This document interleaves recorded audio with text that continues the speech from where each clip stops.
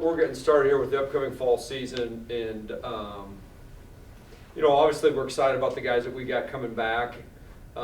We largely returned everyone that we've had last year, and you can get excited about that. The reality is that's just kind of the way college football is going to be this year at lower levels. It's just going to be Groundhog's Day. It's a repeat of kind of everyone back. The guys that we do lose is we lose the 2 defensive ends. Gustav is right now with the BC Lions.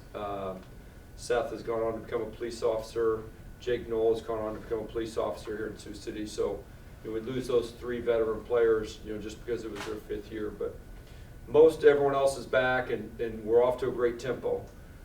Without question, last year's season didn't end the way we want. And there's a lot that you can look back, that's positive and that we can build on, and the things that we can do going forward. But hopefully our guys can come back with a sense of intensity of wanting to do more than what they did last year. Nice. Questions? Yeah, I was going to say, I asked this of the soccer coach too, but does it provide an advantage or disadvantage having such a short off season? You're coming back with the guys either fresh, or are they still banged up at all from the spring season? Wow. He leads off with, I'm going to ask you the same question I asked the soccer coach. Like, okay. The real reason I was here was for soccer. You're just kind of filling it at the end. We answered everything as we needed to as soccer, and now it's your turn. Yeah, I think I think what you're saying is really kind of interesting, and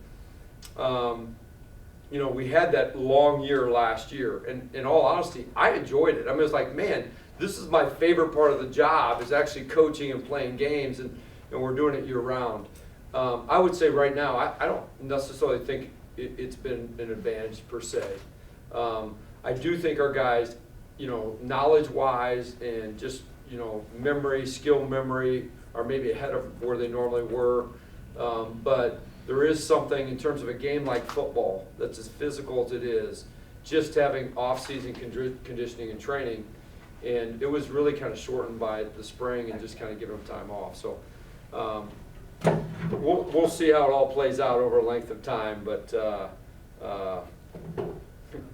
kind of like ABC, always falling down. We'll just see how that all works out. So, all right, great. Next question, and I'm going to get serious. Right, questions are over as I get serious. Jake, think of a question. Joey's coming back. It'll be his 3rd year under center. What kind of growth have you seen? Because it's just natural to assume his progression as a leader is only going to get better, and he's only had good reviews on that so far. Yeah, I think Joey had a great offseason. I think Joey came back strong. He's been a 2-year starter for us. He's also coming off the only loss of his career here at Morningside College, which, the reality is you learn a lot out of a loss, though you don't ever want that to happen. And so I'm seeing just some growth out of Joey right now. Just as he's really stepping up as a leader and the maturity, and I'm expecting an exciting year from him. One of the things he has coming back is just reading AJ and their maturity as wide receivers and their leadership and what they're able to bring. But, Sione, Jack, Jake, Zach Norton, Schwaggart, all those guys here in the early going have shown that they've made some great strides. And that goes back to, I think, playing the spring, and that standpoint, it's been a real positive for him. Having Anthony Sims step up the way he did in the postseason in the spring, he's going to take over that lead back role this year. What's the depth looking like behind him, and what have you seen as far as what Anthony's brought to the table here as he preps for a full starting role? Right. So obviously somebody else is going to need to step up, and Matt Strecker stepped in last year and did well. Anthony now is kind of, he's the alpha now. He's got to be the starter, and he's slimmed down this offseason. I think he's had his best offseason he's ever had, and a lot of times guys do that, and that's what you want when they see him moving that role. So I think we're going to see great things out of Anthony. We do need somebody that's going to have to come in and play for us. I like, Kobe Noble from up north here, is coming as a freshman looking good. Ryan Cole had a great high school career at St. Ansgar, and then we got a young man, Mike Miner, that's coming in. He's been away from football for a couple years. So one of those three is going to have to step up and play for us. You mentioned how many guys are coming back to this year's roster. Did a lot of guys just decide to come back because of the way last season ended, that they wanted to end on a better note than losing in the semifinals, or was the plan already to have all those guys coming back this year? All those guys were kind of planning on coming back, and it'll be interesting when all the teams show up how things actually fit out. But I think for a team like ours, and probably the same for Northwestern and Dordt, it's a pretty easy sell. Like, hey, we're playing all spring. You're going to be playing anyways. You got 2 months off in the summer. What the heck? Why don't you come back and play another year? I think that's a lot easier than if you ended up in November and you're trying to sell, hey, 7 months of off season, play another year. So everyone was pretty much planning on coming back. The way things kind of laid out made it really easy for, like, in terms of just selling it, like, hey, you just got to come, 2 months of off season and then be up and ready to go. And I think our guys are getting there and ready to go. Go ahead, buddy. Have things seemed a little bit more normal now that practice has started? Not many COVID protocols, anything like that? Are you happy that things are kind of returning back to normal?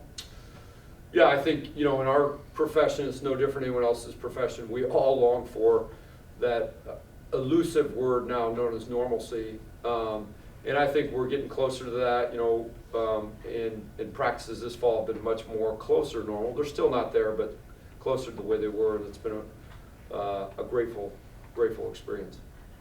Your roster is, just littered with a who's who of Morningside record holders and NAIA leaders from last year, which is really good for you coaching this year. But how do you manage now with all these guys coming back, these underclassmen who are stepping in and basically trying to let them know, like, I know maybe when we recruited you a couple of years ago, we were thinking so-and-so would be graduated and you might have a chance at an early role. You've got to sit the pine a little bit longer here and, just wait for your turn. How do you manage that? Right. I think, what's happened in college sports where, everyone got a free year. Sometimes you look at the advantage it has for one young man, but you never quite see the disadvantage it might have for another young man or woman. And this year's freshman class and last year they're in a tough situation, and you got to go with the hand and that's been dealt you and the responsibilities that have been given to you. So yeah, I think that's been a tough situation. One of the things that we have is, by and large, most of the guys that come and play for us know that they've got to buy some time before they play. They choose because they want to play for championships, and so that's made it a little bit easier. And I've been very pleased. We've been able to keep our players around, the guys that we need in the regards we need it. So it's a tough situation. Your heart breaks a little bit, but you try to be about more than just playing time as a football program. And if you are, then people will stick around. Any guys on your roster who have taken advantage of the name, image, likeness deal? They're trying to. Yeah, I mean, they're looking for some TV stations that'll do some ads for them, and they want someone to step out. I got a stud at number 4 that wants Channel 4 to pick him up, and I got a really good player at 8 that's hoping 8 picks him up, and nobody knows where to find K-Meg, so just kidding. I'm sorry, who was Channel 8?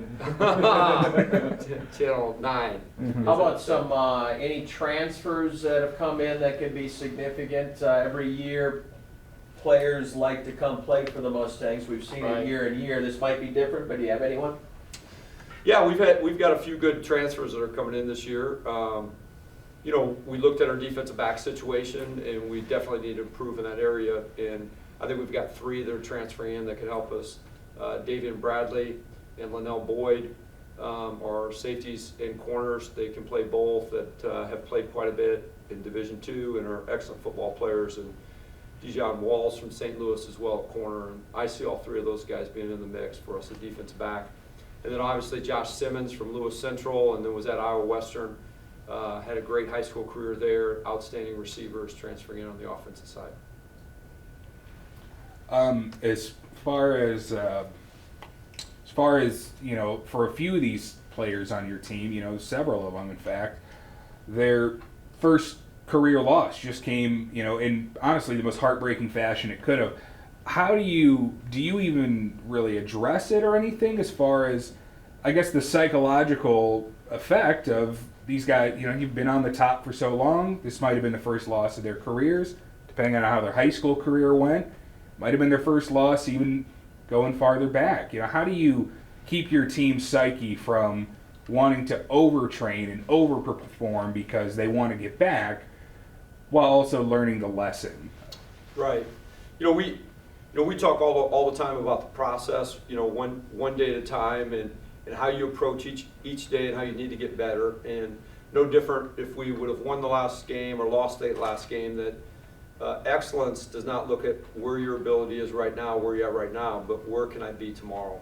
And that message hasn't changed, just because of how the last game, played out. At some point, we're going to bring up that last game. We haven't brought it up yet. And I know it sits in the back of guys' minds, but we really do talk about a day-to-day process. And whatever your skill set is, you have to improve that skill set. You have to see where you are, and you've got to improve, and that there's always somebody that's coming to get you. And the other thing I think that's interesting is it's easy to sit there, like you said, hey, you got everyone back. My guess is everyone that's in the top 10 in NAI's got everyone back. And this could be the best year of small college football ever, when you think of the guys that are coming back. And that's going to be exciting to watch. You've mentioned in the past that you learn more from a loss than you do from a win. What do you think the guys have learned from that loss against Northwestern in the semis? I think number one, just early on, just kind of, taking things for granted. That, hey, we were going to win this game. We've never lost to these guys. We're going to do it again. And maybe not staying in the moment and focused right now. And then, we talk a lot of times about how inside of a game, 4 or 5 plays will decide a close game. And you can look back on that, and there's 4 or 5 plays, and in almost every case, we did not execute, and we didn't execute the way we had talked about executing. We didn't execute the way we practiced executing, and how important it is that you stay focused and practice that those things happen. And it's not that we lost that game, but even if you go back to 19, we didn't really have even any close games. And then in 18, we had 2. It was Northwestern, and obviously they didn't learn the things they needed to in terms of understanding that those games come down to 2 or 3 plays. They went your way. You need to make sure they go your way each and every week, and we did not do that in that last game. You have only conference games. Did you think about picking up a solid non-conference game? How tough is it for you guys? I know you've played your Division IIs in the past. Yeah, it's almost impossible. We tried really hard to get a non-conference game. I think we were also a little bit hamstringed because we did have a contract with the team, and they pulled out late. And that's, I think that's indicative of where we are right now as a society, in terms of that commitment. But that's what happened.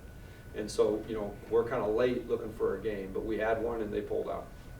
What do you think of Mount Marty being in the league? I don't know. Just because I haven't seen them, I'm not familiar with them. It adds one more team in the league, and I'm sure they'll do a great job there. And it's going to take some time. It always takes 3 years for a new team to kind of build themselves up. What are your thoughts on the NAIA coaches poll nationally? Has you ranked number 3, has Northwestern number 2, and then the coaches poll just came out in the GPAC yesterday, and you're ranked number 1, Northwestern number 2. Do you kind of feel like, as the alpha dog in the conference of the last, good chunk of change, do you feel like it's the teams in the conference are just tougher to switch over to the thought of Northwestern, or do you really feel that you guys are still the top dog right now? Yeah, I think polls don't matter. So they don't matter in either regard. So what I'm saying is true for us, it's true for Northwestern. You go out and play a game every week, you win the game. You go out and play the game every week, you win the game. And then late in the year, we're going to play each other. And no matter where we're ranked, whatever team wins is going to be ranked above the other one. So the one thing that both of us have going, we're both sitting very good at 2 and 3. Lindsey Wilson was the national champion. Just like every year we won the national championship, we were ranked number 1 the next year. So, the national poll usually goes out exactly as it ended the year before. In small college, you're just not that aware of what's happening, 3 states away. And so until teams start playing games, that's just the way it's going to be. Looking at the respect the GPAC gets, obviously 3 playoff teams last year. Dort, yourself, and Northwestern all ranked again. Competition's king. How excited are you to to have that kind of a tough slate, or does it keep you up a little bit more at night? You said you love the coaching part of it, so. I love the coaching part of it, and yeah, I mean, it's kind of funny, but I remember we walked off that field back in August playing Northwestern and thinking, whew, I'm done with that kid forever, and then no, he never seems to go away, but that's just the nature of things, and you know, we've all got that same issue that guys are coming back. I think what you saw in the GPAC last year is you saw great quarterback play, especially inside those three teams, and I think that's a great advancement, you know, in terms of where we are and what's being accomplished. And the GPACs had an outstanding year. I think Dort and Northwestern are outstanding football teams, both deserving of top 10 rankings. And my guess is they're going to come back that way. And I'm going to say this about, you know, I don't know about Concordia, Doane, and you know, there's been some shakeup, and we'll be seeing how it works. But I think Midland's a top 15 to 10 team as well, and they've played that way. So the GPACs become a very competitive conference.